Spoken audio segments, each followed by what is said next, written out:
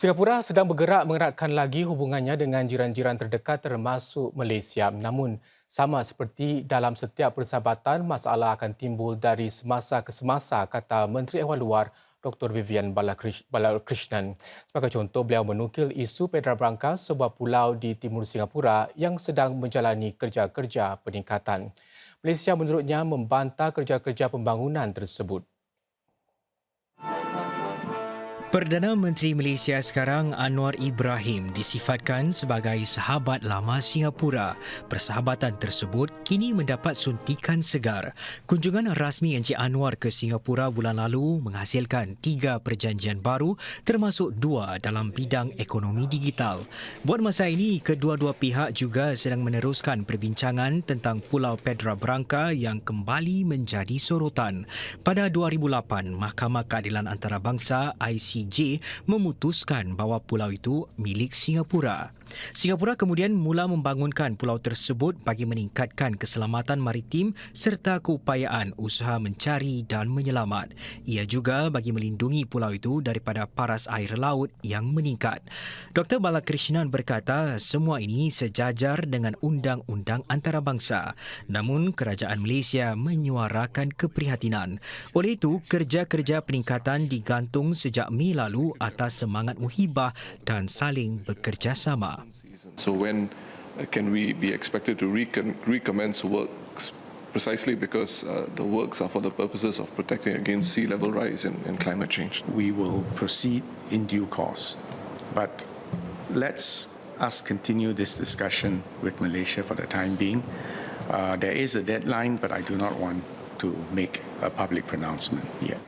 Mengulas hubungan Singapura-Indonesia pula, Dr. Balakrishnan berkata Singapura sedang menanti-nantikan kunjungan Presiden Joko Widodo bagi retreat pemimpin yang akan datang. Beliau menambah, 3 perjanjian penting baru-baru ini melibatkan pengurusan ruang udara, latihan pertahanan dan perjanjian ekstradisi akan membawa manfaat bagi kedua-dua negara. Dalam pada itu, Dr. Balakrishnan berkata pendekatan berbilang hala kekal sebagai keutamaan Singapura dalam mengemudi order antarabangsa yang kini mengalami tekanan. Singapura menurutnya mesti bergerak dalam perjuangan yang sama dengan seberapa banyak negara yang boleh dan menangani cabaran-cabaran geopolitik ini dengan menerusi gabungan prinsip realisme dan yakin. Tengkara belun perisik antara China dengan Amerika Syarikat dengan pantas menyuramkan interaksi antara kedua-dua negara. Dr. Balakrishnan berkata, ia mencerminkan betapa rapuhnya hubungan mereka, kurang-kurangnya kepercayaan strategik dan pandangan dunia yang bercanggahan. Persaingan antara kedua-dua pihak yang semakin sengit ini, menurut Dr. Balakrishnan, mempunyai kesan terhadap ekonomi sejagat dan Singapura juga merasakan kesannya. Pergeseran di kalangan adikuasa dunia ini bagaimanapun hanya satu daripada kerumitan global sekarang ini yang mengganggu order antarabangsa. Lantas, kata beliau, perlu ada pendekatan berbilang hala dan bekerjasama dengan sebanyak negara mungkin. This provides small countries like Singapore more room for maneuver than if there was only a single power dominating our region. Naturally, we do not want the major powers to make Asia their battleground or conduct proxy wars here. Instead, we want them to be engaged constructively, politically and economically, so as to enhance regional cooperation, development and security. And this will benefit all countries, big and small, in our region.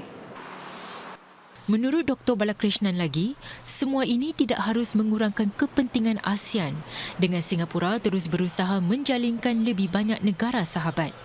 Struktur serantau yang berpaksikan ASEAN, kata beliau, mengundang kuasa-kuasa dunia ke sini di samping mengenal pasti bidang-bidang di mana rantau ini dapat berkembang bersama. Dr. Balakrishnan yakin Singapura punya kekuatan dan daya tahan untuk menangani cabaran-cabaran luar di tengah-tengah ketidaktentuan global. Mengulas lebih lanjut mengenai perbahasan jawatan kuasa peruntukan MFA, Menteri Kedua Ehwal Luar Dr. Muhammad Maliki Osman berkata, sebagai hub ekonomi yang bergantung kepada perdagangan, Singapura mudah terkesan dengan perkembangan global. Meski apapun kesan yang perlu ditanggung negara akibat perkembangan global, setiap keputusan yang dibuat perlulah mengutamakan kepentingan negara. Menteri Kedua Ehwal Luar Dr. Muhammad Maliki Osman menegaskan bahawa dasar luar negara Singapura juga berdasarkan prinsip. Dasar luar negara kita perlu bermula dalam negara kita sendiri, di mana rakyat kita bersatu padu untuk memahami dan mengharungi segala cabaran dan ketidaktentuan yang berlaku dalam dunia kita. Kedua ialah kita harus memastikan bahawa setiap yang kita lakukan adalah untuk kepentingan negara kita sendiri, kepentingan rakyat kita sendiri. Ketiga ialah kita harus terus memastikan bahawa kita menjalin hubungan erat, bukan sahaja dengan semua negara, tapi pentingnya pertama kepada negara-negara yang terdekat dengan kita, jiran-jiran tetangga kita, Malaysia, Indonesia, Brunei, kerana kita mahu kestabilan dan kemajuan kita bersama. Selain kemajuan bersama, keamanan dan kemakmuran di rantau ini juga kata Dr. Maliki akan meningkatkan lagi keyakinan para pelabur. Untuk para pelabur datang ke Singapura, datang ke Asia Tenggara, memajukan Singapura dan memajukan negara-negara tetangga kita, ia memerlukan kestabilan. Kestabilan politik, kestabilan ekonomi. Dan jika para pelabur melihat bahawa negara kita tidak stabil, rantau kita tidak stabil, kerana keadaan politik yang begitu berkacau bilau misalnya, mereka tidak akan melabur kemari. Mereka akan ke tempat lain. Mereka akan ke negara-negara lain yang lebih stabil lagi. Dan ini akan membawa kesan kepada kita kerana kita akan merasa kerugiannya. Ekonomi kita tidak akan berkembang. Dan jika ekonomi kita tidak dapat berkembang, pekerjaan tidak akan wujud. Dan rakyat Singapura tidak akan mempunyai pekerjaan. Dan ini akan membawa kesan langsung kepada rakyat Singapura. Mengenai pertembungan antara kuasa-kuasa besar, Dr. Maliki berkata Singapura menghadapi cabaran-cabaran itu dengan kestabilan politik dan ekonomi serta reputasinya di mata dunia.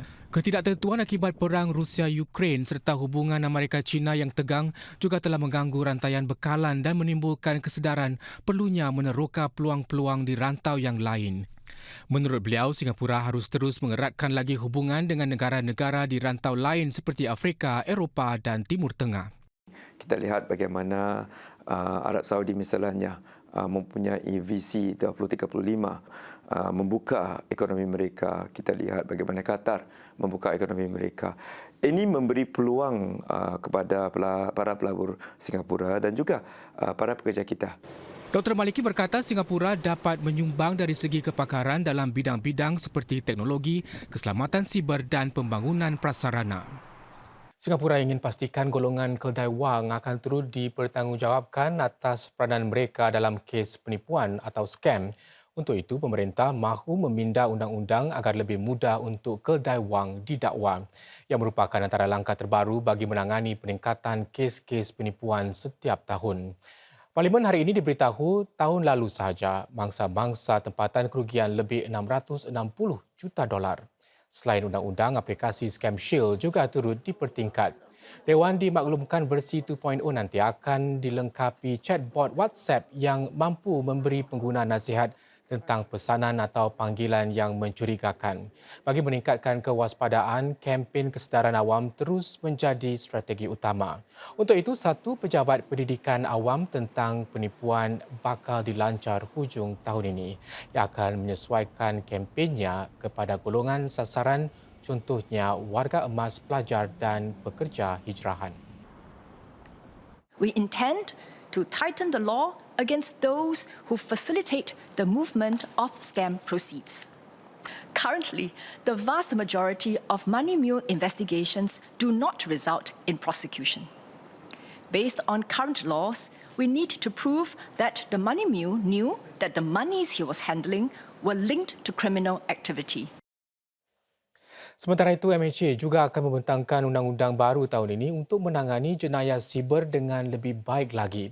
Jika diluluskan di Parlimen, Akta Bahaya Jenayah Online itu akan memberi pemerintah kuasa untuk menghentikan atau memadam komunikasi online yang menggalakkan jenayah di dunia fizikal seperti menghasut keganasan.